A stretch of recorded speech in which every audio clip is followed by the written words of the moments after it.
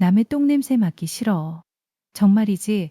요양원에 있으면 가장 고역이 바로 이거다. 듣기 싫은 앓는 소리를 들어야 하고 맡고 싶지 않은 맴새를 맡아야 한다. 하고 싶지 않은 것을 억지로 하는 건 그나마 양반이지. 이건 내가 30년 넘게 요양보호사로 일하면서 뼛속 깊이 느낀 현실이다. 내 젊은 시절 꽃다운 나이에 처음 이 일을 시작했을 때 나는 그저 누군가를 돕는다는 순수한 마음 하나로 발을 들였다. 하지만 시간과 경험은 나에게 이 직업의 숨겨진 면모와 인간 본연의 민낯을 여실히 보여주었지. 누군가의 삶의 마지막 순간을 가장 가까이에서 지켜보며 나는 내 노후에 대한 깊은 고민을 시작하게 되었다. 나는 내 몸 하나 제대로 못 가누게 되면 누구에게도 짐이 되고 싶지 않아. 내 손으로 짐 싸서 요양원에 들어갈 거야. 자식 손에 이끌려 버려지듯이 가고 싶지는 않거든. 늙는다는 건 참 잔인한 일이야. 어느 요양보호사의 글을 보니까 이게 정말 현실이더라고. 누구나 50쯤 나이를 먹으면 겪게 되는 일이지. 처음엔 그저 막연한 이야기인 줄 알았어. 설마 나에게, 내 자식들에게 그런 일이 일어날까 싶었지. 하지만 매일같이 마주하는 어르신들의 표정과 그분들을 찾아오는 가족들의 변해가는 모습은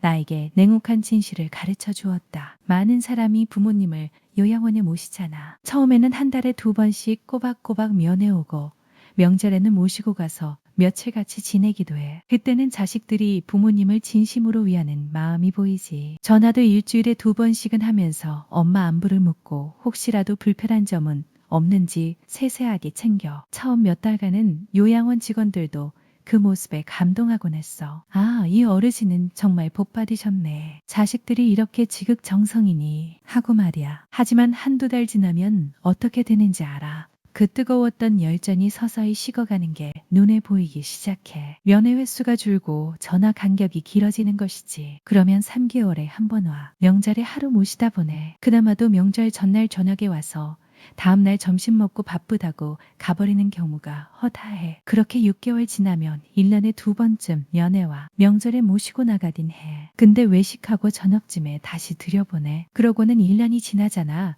요양원에서 뭔가 필요해서 전화하면 통화는 돼. 다행히 아예 연락이 끊기는 경우는 드물지만 그 내용이 점점 실무적인 것으로만 변해가지. 어르신 상태에 대한 보고를 듣고 네, 알겠습니다 하고 끊는 게 전부가 되는 거야. 명절에 한 10분 면회하고 가. 형식적인 안부 인사와 짧은 대화가 전부지. 어르신들은 그 짧은 시간마저도 소중하게 여기며 자식들의 뒷모습을 하염없이 바라보곤 하셨어. 그렇게 2년 지나면 집이 아닌 곳에서 생활하는 어르신들의 건강은 급격히 안 좋아지셔. 요양원에선 최대한 할 수 있는 것을 하고, 물론 요양보호사들은 최선을 다해. 하지만 인력과 시설의 한계는 명확하고, 한 명의 요양보호사가 감당해야 할 어르신들의 수는 결코 적지 않아. 거기서 종사하는 사람들도 진짜 고생한다. 자식도 못 보살펴 내다 놓은 치매, 중증 환자를 보살핀다는 게 정말 어려운 일이야. 한두 명도 아니고. 밤늦게 먹으면 밉고 오줌 싸면 귀찮고 설사하면 더 미치겠고 옷 한번 갈아입히려면 땀이 줄줄 나지. 고온 치매 노인은 또 편하니까 신경이 덜 가게 돼. 이건 인간적인 감정의 영역이라 어쩔 수가 없어. 아무리 직업의식을 가져도 하루 종일 시달리다 보면 지치고 힘들 수밖에 없거든. 매일 똑같은 불평과 짜증, 그리고 끝없이 반복되는 수발. 때로는 욕설까지 감당해야 할 때도 있어. 육체적으로도 정신적으로도 고된 일이야. 그래서 고운 치매 노인이라는 말이 생겨난 거야. 순하고 조용하면 덜 힘들고 그만큼 더 신경 쓰게 된다는 거지. 그게 현실이야. 이게 잘못된 거라 할 수 있지. 하지만 자식도 못하는 일을 대신하는 거야. 피부치고 못하는 일. 자식이라면 더 지극정성으로 돌봤어야지. 그런 자식들도 못 견뎌서 모셔온 분들을 가족처럼 완벽하게 돌보는 건 쉽지 않아. 그러다가 갑자기 위급하게 산소 포화도가 떨어지고 급하게 안 좋아지면 자식한테 전화하잖아. 그러면 막 울면서 병원 달려온다. 그때만큼은 자식의 도리를 다하는 것 같지. 의사 선생님에게 매달리고 제발 살려달라고 애원하고 그 모습은 정말 눈물겨워. 요즘 의학 정말 대단해. 거의 돌아가실 듯해도 119 불러서 실려보내면 멀쩡해져서 또 오셔. 기적처럼 살아 돌아오시는 분들을 보면 생명의 끈질김에 나도 모르게 숙연해지곤 해. 하지만 그런 기적도 반복되면 달라져. 그런 게 서너 번 반복되잖아. 그러면 자식이 뭐라고 하는지 알아? 다음엔 병원 모시지 마세요라고. 말은 못해도 말이 점점 길어져. 많이 안 좋으세요? 병원 다녀오셔도 낫는 것도 아닌데 라며 걔에게 설명을 덧붙이는 거야. 그 안에 담긴 의미는 명확해. 더 이상 의료비 부담이나 번거로움을 감수하고 싶지 않다는 속마음이 비치는 거지. 근데 요양원은 그럴 수 없잖아. 법에 걸려 생명과 직결된 상황인데 어떻게 모른 척할 수 있겠냐. 우리는 법적, 윤리적 의무를 다해야 해. 저 어르신 이번엔 못 오시겠다 싶어도 또 목숨부터 오셔. 그리고는 다시 요양원 한 뼘 침상에서 일어나지도 걷지도 못하고 욕창 생기면 치료받고 그렇게 식물처럼 사셔. 삶의 의미는 퇴색되고 그저 숨만 쉬는 존재로 연명하는 거지. 자식은 잊혀지지도 않으시는지 가끔 정신 돌아오시면 자식 자랑만 해. 어디 부장이네, 교수네, 손주가 뭐 했네. 그 자랑을 들으면서 종사자들은 그분 자식들 직업이며 손자 손녀 직업까지 다 꿰뚫는다. 얼굴은 못 봤어도 말이야. 그들의 대단한 스펙을 들으면 저런 자식들이 왜 부모님을 요양원에 모셔야 했을까 하는 의문이 들기도 해. 더 웃긴 건 뭔지 알아? 낙상이나 조금 잘못 움직여서 어디 조금만이라도 다치잖아. 그러면 전화하거든. 그냥 넘어가지 않아. 법이거든. 어르신들의 안전은 최우선이니까. 그러면 몇 년 오지도 않던 것들이 득달같이 와서 엄청 따져. 병원비 안 내려고 아주 쥐 잡듯이 따져. 여기 관리가 왜 이러냐고. 인터넷에 리뷰 올려야겠네 하면서 심지어는 변호사까지 대동해서 찾아오는 경우도 있어. 평소에는 찾아오지도 않던 자식들이 사고만 터지면 득달같이 달려와서 온갖 화를 쏟아붓는 모습을 보면 인간의 이기심에 대해 다시 한번 생각하게 돼. 그분들의 부모는 그들에게 어떤 의미였을까? 자식들의 이런 이중적인 태도를 보면서 요양보호사들은 회의감을 느낄 수밖에 없어. 우리가 아무리 애써도 결국 우리는 남일 뿐이라는 사실을 깨닫게 되는 순간이지. 하지만 이런 현실 속에서도 진짜 어쩌다 효자 효녀 한 명은 있어. 그분들을 볼 때마다 이 직업에 대한 보람을 느끼기도 해. 직원한테 안 맡기고 한 달에 한 번 집으로 모셔가 정성스레 목욕시키고 미용실 가서 곱게 파마시켜드리거나 커트하고 모셔와. 직원이 잘라줘봤자 어설프지. 자식들이 직접 모시고 가서 전문가의 손길로 정성껏 꾸며드리는 거지. 자신의 엄마 아빠 초라한 게 싫어서 꼭 곱게 꾸며주는 자식도 있어. 그런 자식들의 부모님은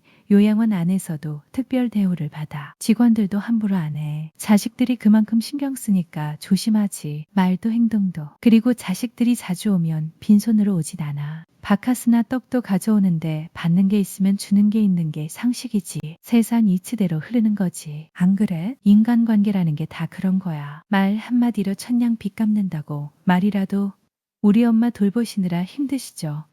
울 엄마 고운 분이셨어요. 제겐 소중한 분이에요. 남 손에 맡긴 게 염치 없지만 못난 자식이라도 우리 엄마 잘 대해주세요. 하면 맘 아파서 당장 손톱깎이 들고 도란도란 그렇게 자랑하고픈 자식 얘기 나누며 손발톱 정리해드려 매니큐어도 칠해드리고 아이고 우리 김 여사 너무 이쁘시다 해드리면 소녀 같으셔. 그 웃음이 직원들한테도 보람이야. 물질적인 보상뿐만 아니라 따뜻한 말 한마디와 존중이 우리 요양보호사들에게 얼마나 큰 힘이 되는지 자식들은 알았으면 좋겠어. 우리는 단순히 육체 노동자가 아니거든. 우리는 어르신들의 마지막 동반자이자 때로는 가족의 빈자리를 채워주면 존재가 되기도 해. 그러니 따뜻한 마음으로 우리를 대해준다면 우리는 그 이상의 마음으로 어르신들을 보살필 수 있는 동력을 얻게 되는 거야. 나는 치매나 내 몸 못 가누게 되면 내가 알아서 소지품 들고 요양원 갈 거야. 자식이 데리고 오는 거 수탈해 봤잖아.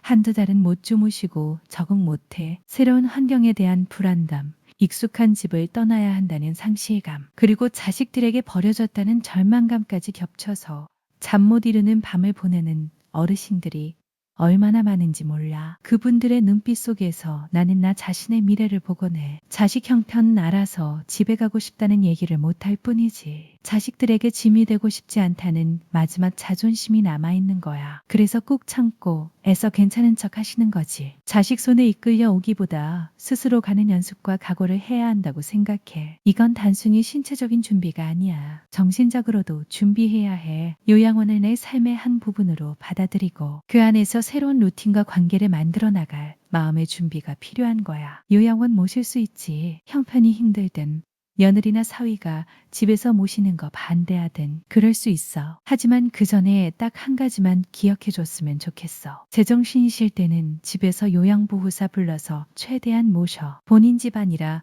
부모님 혼자 계신 집이라도 정부에서 돈 나와. 별로 삽이 안 들어. 국가에서 지원해주는 제도를 적극 활용하라는 말이야. 재가요양 서비스는 어르신들이 익숙한 환경에서 마지막을 보낼 수 있도록 돕는 아주 좋은 제도거든. 최대한 그렇게 집에 계시게 하다가 정신이 가물가물해지시면 요양원 모셔. 그때는 어르신 스스로 판단하기 어려우니 어쩔 수 없는 선택일 수 있어. 하지만 최소한 당신의 부모님이 스스로 판단하고 결정할 수 있을 때까지는 집에서 최대한 케어해 드리는 게 자식으로서의 마지막 도리가 아닐까 싶다. 수백 분의 어르신을 보고 하는 말이야. 나의 30년 요양보호사 경력이 나에게 가르쳐 준 것은 결국 내 노후 누가 책임지겠냐는 냉혹한 현실이야. 내 자식에게 짐이 되기 싫고 내가 겪었던 어르신들의 슬픔을 답습하고 싶지 않아. 그래서 나는 오늘도 미리 준비해. 내 인생의 마지막 페이지를 어떻게 채워나갈지 누구에게도 의지하지 않고 스스로 존엄하게 마무리할 수 있도록 말이야. 내 노후는 내가 책임진다. 이것이야말로 30년간 남의 똥냄새 맡으면서 내가 배운 가장 중요한 진실이야. 공감 가는 이야기였다면 구독과 좋아요 부탁합니다.